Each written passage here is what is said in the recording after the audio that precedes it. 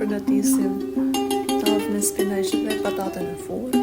Në një tigan hedhim pak vaj ulliri, shtojmë 3 shqip të njëllë, erëzë, shtojmë edhe spinaqin e skuqit dhe pasi hedhim ujë edhe krejt përgatisim për shumë.